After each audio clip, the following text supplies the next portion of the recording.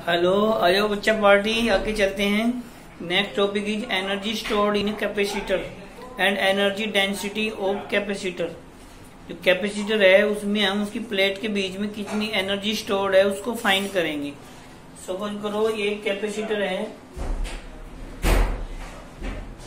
यानी कि कैपेसिटर है, उसको चार्ज देना है। कैपेसिटर है पहले से, यानी कि है का मतलब उसकी प्लेट के बीच में कोई डिस्टेंस है, ये डिस्टेंस है इसका d और प्लेट का एरिया है a।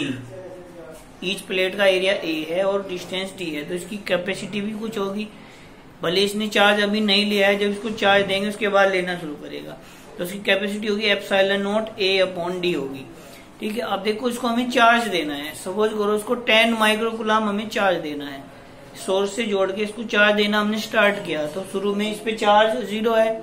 जब इसको सपोज करो 10 में से हमने 2 माइक्रोकूलम चार्ज दे दिया, 10 में से 2 माइक्रोकूलम चार्ज इस पे ट्रांसफर हो गया, तो इंडक्शन की वजह से उतना ही चार्ज इस पे इंड्यूस हो जाएगा, नेगेटिव। अब देखो इसको पॉजिटिव हमने एक बार पॉजिटिव प्लेट से जोड़ के पॉजिटिव चार्ज इसको हमने +2 माइक्रोकूलम ट्रांसफर कर दिया। अब हमें देना है इसको 10। अब क्योंकि इसके पास पॉजिटिव है और पॉजिटिव हम दे रहे हैं, तो रिपल्सन होगा।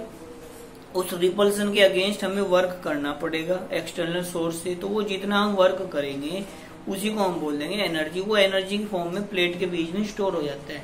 जो भी हम वर्क करते हैं किसी सिस्टम पे, तो वो एनर्जी की फॉर्म में स्टोर हो जाता है। अब शुरू में इसके पास 0 है। शुरू में जो पहला इसको हम चार्ज ट्रांसफर करेंगे उसमें कोई वर्क नहीं होने का है। क्यों? क्योंकि उसमें वो 0 है, पहले से कोई रिपल्सन नहीं है। लेकिन जब उस पर चार्ज हो जाएगा प्लेट पे, उसके बाद फर्दर पॉजिटिव दे रहे हैं, तो रिपल्सन के अगेंस्ट हमें वर्क करना पड़ेगा।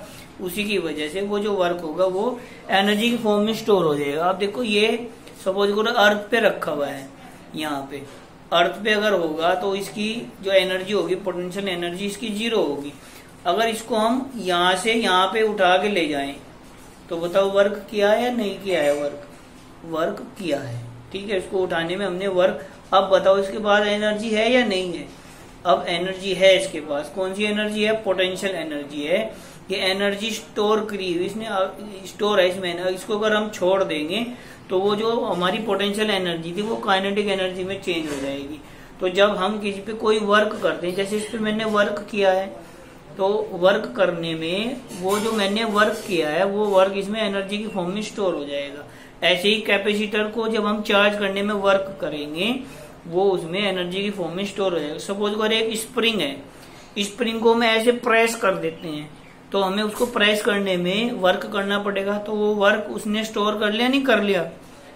वो ऐसे दबा रखा है, तो बताओ उसमें एनर्जी स्टोर है नहीं है? तो जब उसको छोड़ देंगे तो एकदम भागेगा, तो वो जो पोटेंशियल थी वो किस में चेंज हो जाएगी?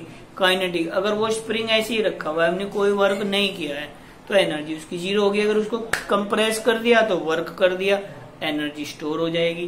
तो जब हम वर्क करते हैं किसी सिस्टम पे तो एनर्जी स्टोर हो जाती है। वो किसी भी फॉर्म में एनर्जी स्टोर हो सकती है। तो यहाँ पे जो एनर्जी स्टोर होगी वो इलेक्ट्रिक एनर्जी स्टोर हो जाएगी। समझ गए? तो इसमें सपोज करो या इसमें जो work done for charging a capacitor is stored in the form of potential energy. अगर उसको हम चार्जिंग करने के लिए जितना वर्क करेंगे, work done in charging a capacitor stored in the form of potential energy, वो पोटेंशियल एनर्जी की फॉर्म में स्टोर हो जाएगा। Let at any instant the charge on each plate is Q. किसी इंस्टेंट पे हमने चार्ज इसका सपोज कर लिया Q. Let at any instant charge on each plate is Q. अब देखो इसकी कैपेसिटी तो फिक्स है, सी की वैल्यू तो चेंज नहीं होगी। जैसे जैसे चार्ज हम इसको देखते जाएंगे वैसे वैसे वी की वैल्यू इसकी इंक्रीज होती चली जाएगी। कैपेसिटी कांस्टेंट होगी। कैपेसिटी डिपेंड होगी ए पे और डी पे।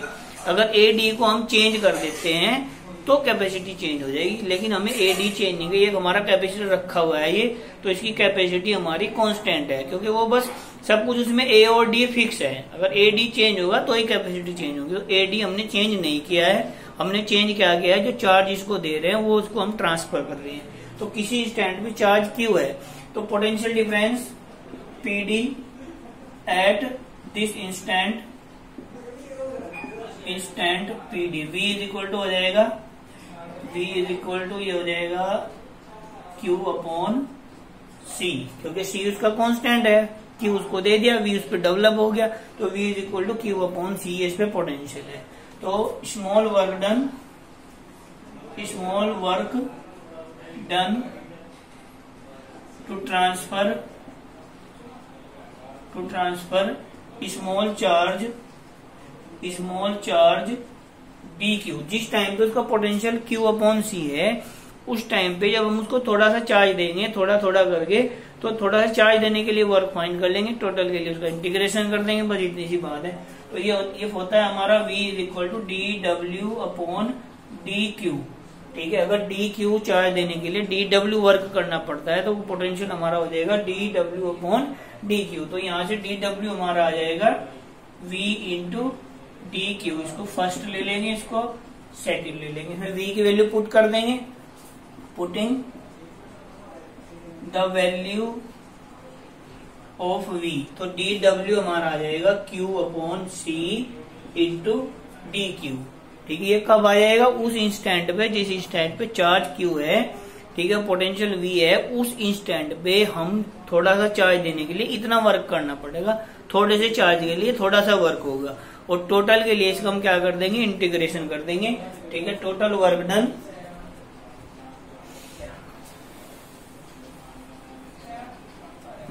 टोटल वर्क के लिए हम क्या कर देंगे? इसका इंटीग्रेशन कर देंगे। तो ये आ जाएगा टोटल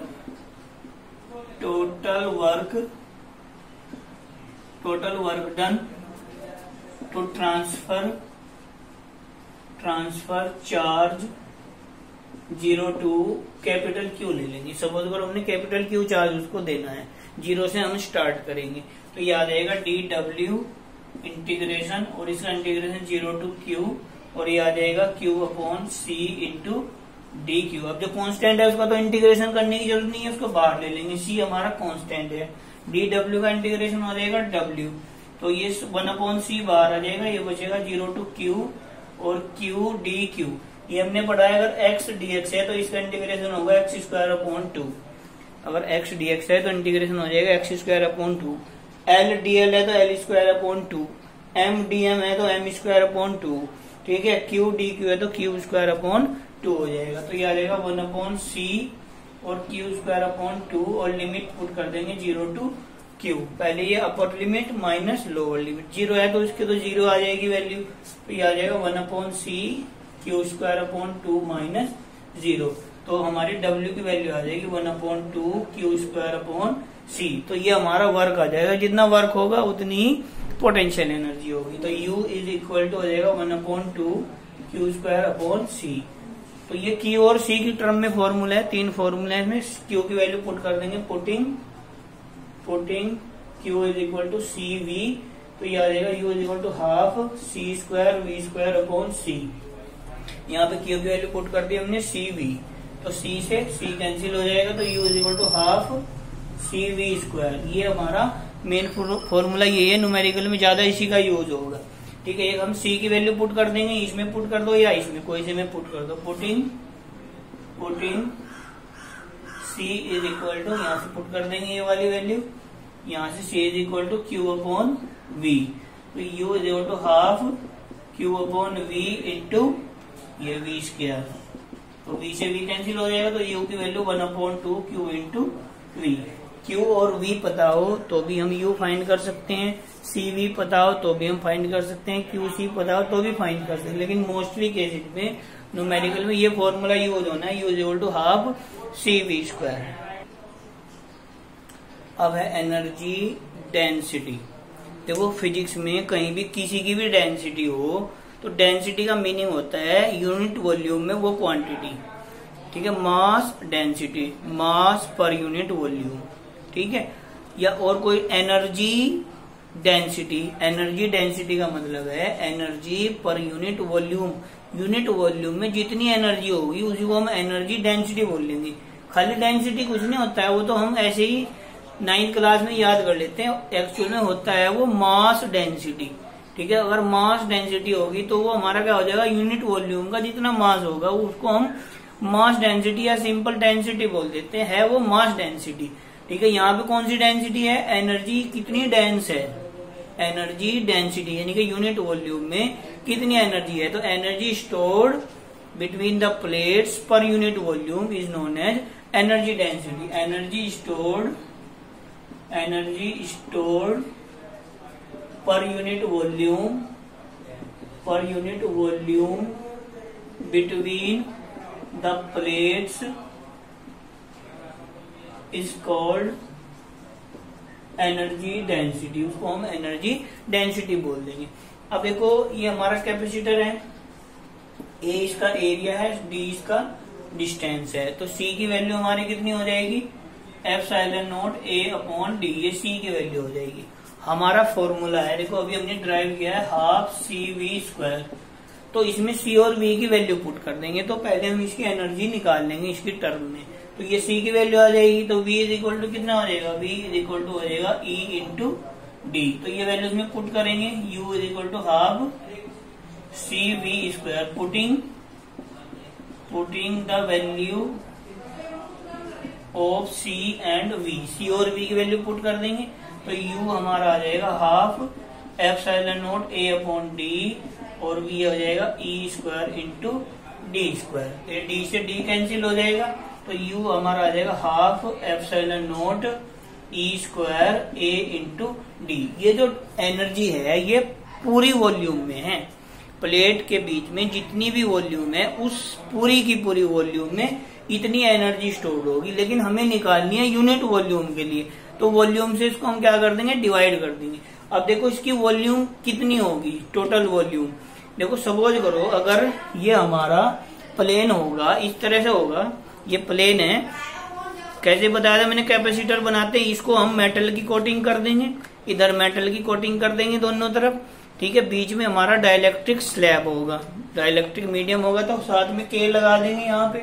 ठीक है, के फिर यहाँ पे के आ जाएगा। अब देखो इसकी हमें वॉल्यूम फाइंड करनी है। ठीक है, वॉल्यूम, इसकी टोटल वॉल्यूम कितनी होगी। सपोज करो ये इसकी लेंथ है, ये क्या है, इसकी लेंथ है, और ये प्लेट के बीच का डिस्टेंस डी हो जाएगा। अगर ये प्लेट ऐसे है तो ये हमारा क्या हो जाएगा, ध्यान से देखो, ये हमारा क्या हो जाएगा, डी, ये वाला क्या हो जाएगा, डी, ये एल हो जाएगा, ये डी हो जाएगा। और ये जो इधर वाला पोर्शन है ये वाला, ये हमारा सपोज करो बी है, तो एल बी, ठीक है, एल ये वाला इधर वाला बी और इधर वाला डी, एच को मैंने डी बोल दिया। तो वॉल्यूम एल बी एच के अकॉर्डिंग इसकी वॉल्यूम कितनी होगी, L into B into D, ये इसकी वॉल्यूम हो जाएगी। अब देखो ये वाला जो है, ये वाला पोर्शन, ये हमारा है एल, ये वाला एल, और ये वाला हमारा है डी, और ये वाला है हमारा बी, ये वाला देखो इधर ये पैन बना हुआ है। तो इसका एरिया बताओ कितना होगा। अगर इसको हम रेक्टेंगल माने, ये एल है और ये बी है, तो एरिया कितना होगा, लेंथ इंटू ब्रेड। तो लेंथ इंटू ब्रेड हमारा क्या हो जाएगा, एरिया। क्यों, क्योंकि ये जो प्लेट सामने सामने होगी, ये वाला जो पोर्शन है, ये वाला एरिया हम इसमें काउंट करते हैं, तो ये इसका एरिया हो जाएगा, और ये क्या हो जाएगा, डी हो जाएगा। तो इसको हम लिख सकते हैं ए इंटू डी, क्या लिख सकते हैं, ए इंटू डी। तो इसकी कैपेसिटर के बीच में जो वॉल्यूम होगी वो ए इंटू डी होगी। समझ में आ गया ना। एक बार और देख लो, ये वाला है, ये पूरा, ये प्लेट है पहले, इसके बीच का पोर्शन पूरा वॉल्यूम है, तो ये एल है, और ये प्लेट के बीच का डिस्टेंस डी है, और ये जिधर पैन बना हुआ ये बी है। तो ये जो सामने होगा यही तो एरिया होगा हमारा। तो लेंथ इंटू ब्रेड, तो ए इंटू डी इसकी वॉल्यूम होगी। सिंपल सी वे में याद रखना, ठीक है, मैंने बता दिया। तो इसकी वॉल्यूम, यूनिट वॉल्यूम में हमें डेंसिटी निकालनी है। तो स्मॉल यू, एनर्जी डेंसिटी, ठीक है, एनर्जी पर unit volume, energy density small you से इसको रिप्रेजेंट करते हैं। तो टोटल एनर्जी अपॉन इसकी वॉल्यूम, तो ये हो जाएगा U अपॉन ए इंटू डी। तो ये समझने वाली बात है, वॉल्यूम ए डी क्यों है। तो इसमें हम U की वैल्यू पुट कर देंगे, ये वाली, putting the value of U half epsilon naught E square A D upon A D. तो ये ए डी से ए डी कैंसिल हो जाएगा, तो ये आ जाएगा U is equal to half epsilon naught E square. ठीक है, ये इलेक्ट्रिक एनर्जी की फॉर्म में ये एनर्जी स्टोर होगी। बहुत इंपॉर्टेंट डेरिवेशन है, एग्जाम में कम से कम 4-5 बार आ चुका। एनर्जी और एनर्जी डेंसिटी दोनों एक साथ भी आ जाते हैं, दोनों अकेले अकेले भी आते हैं। या एनर्जी पूछी जाए तो सिर्फ एनर्जी निकालनी, U equal to half CV square. अगर एनर्जी डेंसिटी पूछी जाए फिर ये एनर्जी डेंसिटी फाइंड करनी है, फिर वो वाला नहीं फाइंड करना है। या दोनों पूछे जाए तो दोनों फाइंड करने। आगे इसमें एक मैग्नेटिक की भी, मैग्नेटिक फील्ड की एनर्जी आएगी आगे। ठीक है, तो 2 एनर्जी है, तो ये बहुत ही ज्यादा इंपॉर्टेंट है, कई बार ये एग्जाम में आया हुआ है डेरिवेशन। समझ गए ना ये वाला। अब देखो, अगर प्लेट के बीच में डाइलेक्ट्रिक स्लैब हो तो फिर यहाँ पे K और आ जाएगा और यहाँ पे भी। If dielectric slab fully filled between the plate, तो U इक्वल टू आ जाएगा half K epsilon naught E square. देखो यहाँ तो क्या होगा, U proportional to E square के होगा। इलेक्ट्रिक फील्ड इंटेंसिटी जितनी ज्यादा होगी एनर्जी उतनी ज्यादा स्टोर होगी। लेकिन अगर हमने उसमें डाइलेक्ट्रिक स्लैब इंट्रोड्यूस करा दिया तो U प्रोपोर्शनल टू K के भी हो जाएगा, एनर्जी डेंसिटी और बढ़ जाएगी और ज्यादा एनर्जी स्टोर कर सकते हैं। तो डाइलेक्ट्रिक को जो हमारा मीडियम है उसका यही कंसेप्ट है, उसको फिल करने से उसकी कैपेसिटी भी बढ़ जाएगी और वो ज्यादा एनर्जी स्टोर करेगा, फिर उतनी ज्यादा। तो U यूनिट वॉल्यूम में ज्यादा एनर्जी वो स्टोर कर सकता है, प्रोपोर्शनल टू K के हो जाएगा। अगर K की वैल्यू 6 है तो एनर्जी 6 टाइम हो जाएगी।